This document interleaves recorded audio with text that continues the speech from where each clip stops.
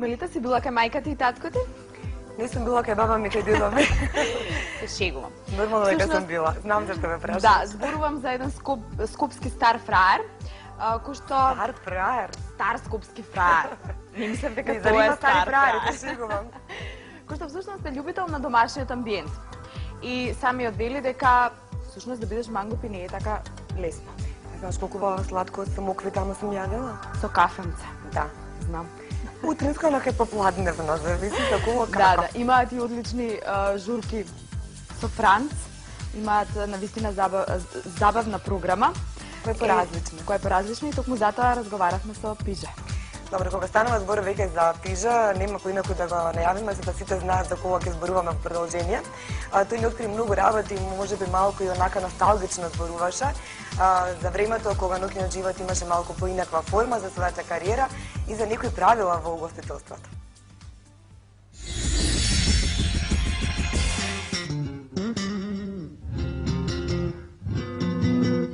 Градска фаца не се прави, едноставно се раѓа.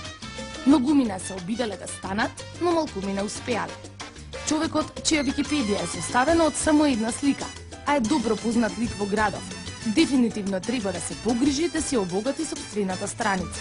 Таков човек едноставно заслужува, бидејќи ако некој е виновен за дел од најдобрите забави 2 децении наназад, тоа е токму тој, Сашо Пижевски Пижа, веројатно добро познат од Хавана Бенд, дел од старата генерација скопски мангопи.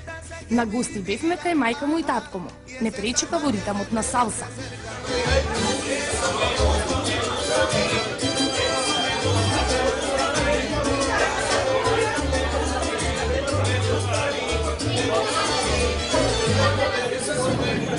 Почнавме со ред.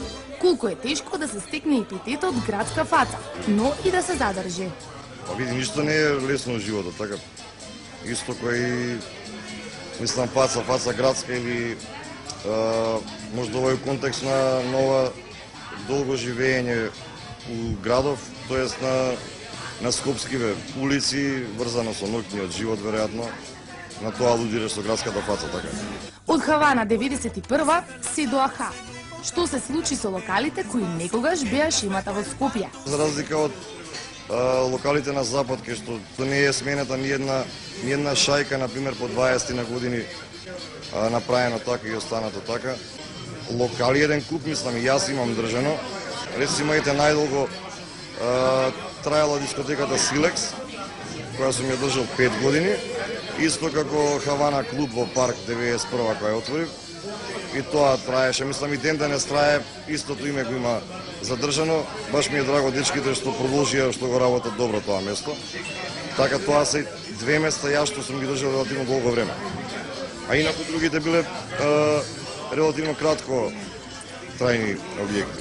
Некој со години се обидува, но никако да му тргне бизнисот од рака. Пиже што фати станува бренд.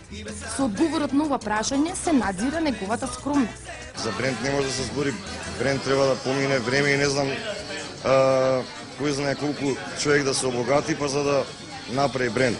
А не е лесно во секој случај. Баш еден пријател пред некој месец, прв пат беше тука Педо, гитариста, и го гледа, вика, па пише, вика, ова треба, вика, да идеш да го патентираш како прв македонски паб, пошто, знаеш, направено е така, у тој стил, така и го правевме и го дотерувавме.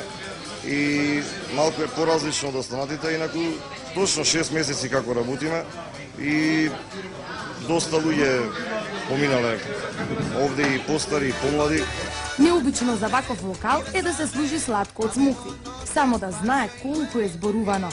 Идеите може да се каже дека биле заеднички, моја на Митевски и на Дац, а идејата за овие Милјенца е на Олга Костовска, она предложи.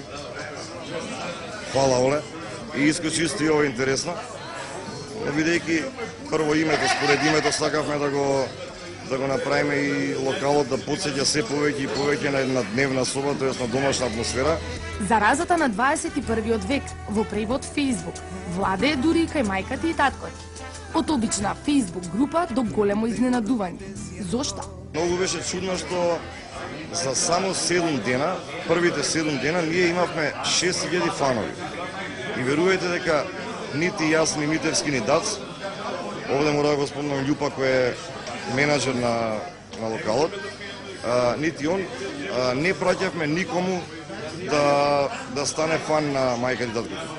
Инаку сега имаме преку 12.000 фанови, што е, не знам, нешто, мене не ми се веруваше од каде толку, али ете тоа е тоа. Е, колку и да е се супер, некој мора да ти го расипе расположението. Доста со пушење, доста се оседи кај мене и кај другите на улицава е сега, тоа е тоа, закон, како за еден, така за сите. Штета што го избегна прашањето кој е одговорен за профилот, но дозна, тој и менаџерот Љупа. И да ви кажа, печатокот од кафулето е одличен. Посебно внимание ми одвлекува миленцињата. Абе да ти е мерак да седиш, исто како по дома.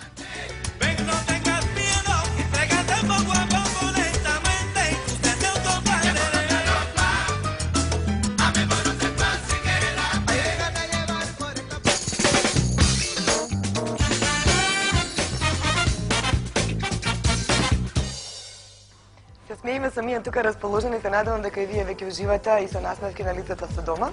Зборуваме дека во Скопје недостига кабаре. Што мислиш? Јас мислам дека е доволно она на Волчица. Па сега види малку зависи за кој критериум. Па за критериумот на Мулен Руж можеби да, недостига. Не, има голема разлика. Сега ќе споредиме, мислам, поточно со она што следува. Значи, станува збор за кабаре и еротско шоу, а кое што навистина обстојува повеќе од колку години ми е?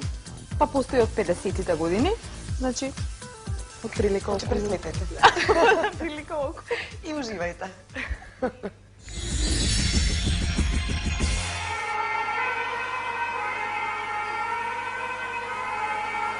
Парискиот кабаре клуб Ле Crazy Horse воведе нова програма специјално дизајнирана за да ја оживее неговата престижна репутација, не само на еротското, туку и на уметничко авангардно свратилиште.